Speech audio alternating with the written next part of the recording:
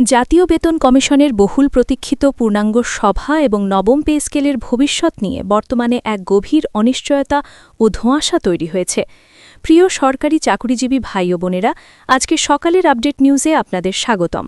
যারা আমাদের চ্যানেলে নতুন তারা এখনই চ্যানেলটি সাবস্ক্রাইব করুন, আর হ্যাঁ, অবশ্যই কমেন্ট করে জানাবেন আপনারা কে কোন জেলা থেকে আমাদের ভিডিওটি দেখছেন। তবে চলুন কথা না বাড়িয়ে আজকের সর্বশেষ সংবাদটি জেনে নিন। জাতীয় বেতন কমিশনের নির্ধারিত সভা স্থগিত এবং পরবর্তী তারিখ নিয়ে সৃষ্ট ধোঁয়াশা সরকারি কর্মচারীদের মনে যে গভীর ক্ষত ও অনিশ্চয়তার জন্ম দিয়েছে তা নিয়ে আজকের এই বিশেষ বিশ্লেষণমূলক প্রতিবেদন।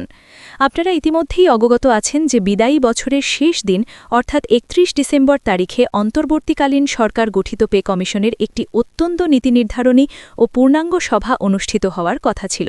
কিন্তু জাতির এক ক্রান্তিলগ্নে সাবেক প্রধানমন্ত্রী ও বিএনপি চেয়ারপারসন বেগম খালেদা জিয়ার আকস্মিক মৃত্যুতে দেশজুড়ে যে শোকের আবহ তৈরি হয় তার প্রতি শ্রদ্ধা প্রদর্শনপূর্বক সেই গুরুত্বপূর্ণ সভাটি সাময়িকভাবে স্থগিত করা হয়।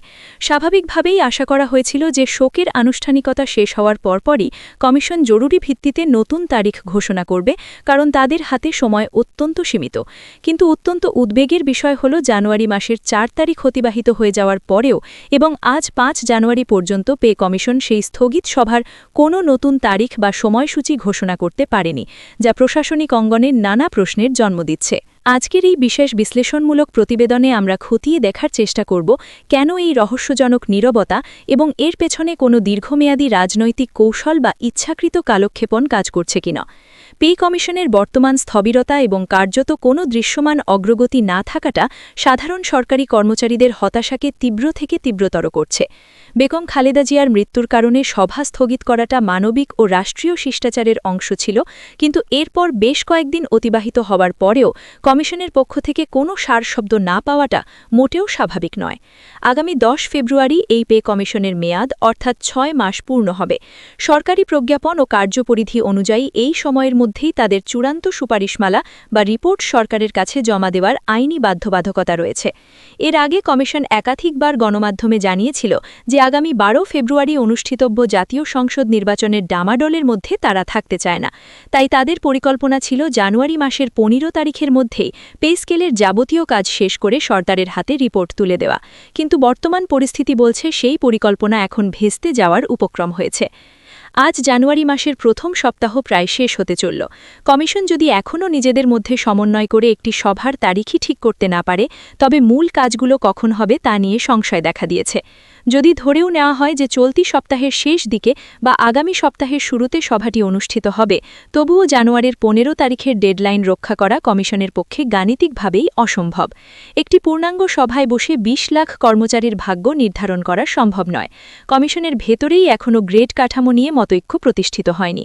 একটি পক্ষ চাইছে পুরনো ২০টি গ্রেড বহাল রাখতে, অন্য পক্ষ চাইছে সংস্কার করে ১৬টি গ্রেড করতে, এবং সংস্কারপন্থী সদস্যরা ১৪টি গ্রেডের পক্ষে অবস্থান নিয়েছেন।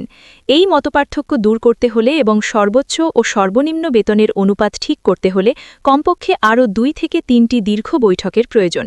তাই মাত্র ১ বা ২ সপ্তাহের মধ্যে এই বিশাল কর্মযজ্ঞ শেষ করা অলৌকিক ঘটনা ছাড়া আর কিছু হবে না। এই অচলাবস্থার কারণে সরকারি চাকুরিজীবীদের মনে সন্দেহের দানা বাঁধছে যে অন্তর্বর্তীকালীন সরকার হয়তো নির্বাচনের আগে এই পে স্কেল বাস্তবায়নের ঝুঁকি নিতে চাইছে না। তারা হয়তো সচেতনভাবেই সময় ক্ষেপণ করছে যাতে নির্বাচনের আগে তাদের ওপর কোনো বাড়তি আর্থিক বা রাজনৈতিক চাপ না আসে। হয়তো তারা চাইছে পুরো প্রক্রিয়াটি এমনভাবে ঝুলিয়ে রাখতে যাতে পরবর্তী নির্বাচিত সরকার এসে এই দায়িত্ব গ্রহণ করে। কিন্তু অতীতের ইতিহাস বলে সরকার পরিবর্তনের সন্ধিক্ষণে কোনো ফাইল আটকে গেলে তা আলোর মুখ দেখতে দীর্ঘ সময় লেগে যায়। নতুন সরকার এসে আবার নতুন করে কমিশন গঠন করতে পারে বা রিপোর্ট পর্যালোচনা করতে সময় নিতে পারে। এতে করে সরকারি চাকুরিজীবীদের বঞ্চনার মেয়াদ আরও দীর্ঘায়িত হবে। সরকারি চাকুরিজীবীরা বর্তমানে এক কঠিন অর্থনৈতিক বাস্তবতার মধ্য দিয়ে যাচ্ছেন। দ্রব্যমূল্যের ঊর্ধ্বগতি, বাসা ভাড়া বৃদ্ধি এবং জীবনযাত্রার ব্যয় বেড়ে যাওয়ায় তাদের পিঠ দেয়ালে ঠেকে গেছে। এমন পরিস্থিতিতে পে স্কেল তাদের জন্য কোনো বিলাসিতা নয়, বরং বেঁচে থাকার অবলম্বন। কিন্তু কমিশনের এই ধীরগতি এবং তারিখ নির্ধারণে ব্যর্থতা প্রমাণ করে যে কর্মচারীদের এই কষ্টের জায়গাটা নীতি নির্ধারকরা যতটা গুরুত্ব দিয়ে দেখার কথা ছিল ততটা দেখছেন না। অনেক বিশ্লেষক মনে করছেন অন্তর্বর্তীকালীন সরকার নির্বাচনের আগে বড় কোনো আর্থিক প্রতিশ্রুতি দিতে কুণ্ঠাবোধ করছে, কারণ পে স্কেল ঘোষণা করা মানেই বাজেটে বড় অঙ্কের বরাদ্দ রাখা, যা এই মুহূর্তে তাদের জন্য চ্যালেঞ্জিং হতে পারে। তাই কৌশলগত কারণেই হয়তো এই বিলম্ব। সামনে জাতীয় নির্বাচন। এই নির্বাচনের আগে যদি পে স্কেল ঘোষণা করা না হয় তবে এর নেতিবাচক প্রভাব নির্বাচন মাঠ পর্যায়েও পড়তে পারে, কারণ নির্বাচন পরিচালনার মূল দায়িত্বে থাকেন এই সরকারি কর্মচারীরাই। তাদের মনে যদি ক্ষোভ ও হতাশা থাকে তবে নির্বাচনী দায়িত্ব পালনে তাদের অনীহা বা শিথিলতা দেখা দিতে পারে। এমনকি দাবি আদায়ের লক্ষ্যে নির্বাচনের ঠিক আগ মুহূর্তে যদি কর্মচারী সংগঠনগুলো বড় কোনো আন্দোলনের ডাক দেয় বা কর্মবিরতি শুরু করে তবে তা দেশের সার্বিক আইন শৃঙ্খলা ও নির্বাচনী পরিবেশের জন্য বড় হুমকির কারণ হয়ে দাঁড়াবে। কর্মচারীরা যদি মনে করেন তাদের সাথে প্রহসন করা হচ্ছে তবে তারা কঠোর কর্মসূচিতে যেতে বাধ্য হতে পারেন। এখন পর্যন্ত পে কমিশনের দাপ্তরিক কাজের যে ধীরগতি লক্ষ্য করা যাচ্ছে তাতে মনে হচ্ছে তারা জানুয়ারি 15 তারিখের লক্ষ্যমাত্রা থেকে অনেক দূরে সরে গেছে। বিভিন্ন মন্ত্রণালয় ও দপ্তর থেকে পাওয়া মতামতগুলো এখনও পুরোপুরি বিশ্লেষণ করা হয়নি, রিপোর্ট ড্রাফটিং বা খসড়া তৈরির কাজও শেষ হয়নি। কমিশন বলছে তারা একটি টেকসই ও গ্রহণযোগ্য পেসকে উপহার দিতে চায়, কিন্তু সময়ের কাজ সময় না হলে সেই উপহারের কোনো মূল্য থাকে না। এখন প্রশ্ন হলো, কমিশন কি তাদের ব্যর্থতা ঢাকতে শোকের অজুহাত ব্যবহার করছে, নাকি সত্যিই তারা কোনো অদৃশ্য সুতোর টানে আটকে আছে? সার্বিক পরিস্থিতি বিবেচনায় এটা স্পষ্ট যে পূর্ণ কমিশনের সভা না হওয়ার কারণে পুরো পে স্কেল প্রক্রিয়াটি এখন কমায় চলে গেছে। গ্রেড সংখ্যা কমানোর বিষয়টি ঝুলে আছে, বেতন বৈষম্য কমানোর ফর্মুলা চূড়ান্ত হয়নি। আর এসব কিছুর জট খোলার চাবিকাঠি হল কমিশনের সভা, যার তারিখ এখনও অনিশ্চিত। এমতাবস্থায় সাধারণ কর্মচারীদের আশঙ্কা অমূলক নয় যে এই সরকার হয়তো পে স্কেলের দায়ভার পরবর্তী সরকারের কাঁধে চাপিয়ে দিয়েই বিদায় নিতে চাইছে। আর যদি তাই হয় তবে নবম পে স্কেলের স্বপ্ন বাস্তবায়িত হতে আরও অনেক কাঠখড় পোড়াতে হবে। এই মুহূর্তে প্রয়োজন কমিশনের স্বচ্ছতা এবং দ্রুততম সময়ের মধ্যে সভার তারিখ ঘোষণা করে কাজ শুরু করা। অন্যথায় সরকারি প্রশাসনে যে অস্থিরতা তৈরি হচ্ছে তা সামাল দেওয়া কঠিন হয়ে পড়বে।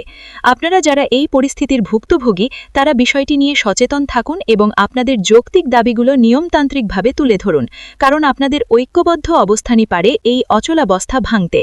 ভিডিওটি খুবই জরুরি, তাই দয়া করে সবার সাথে ভিডিওটি শেয়ার করতে ভুলবেন না। আর নতুন ভিডিও আপডেট পেতে এখনই চ্যানেলটি সাবস্ক্রাইব করুন।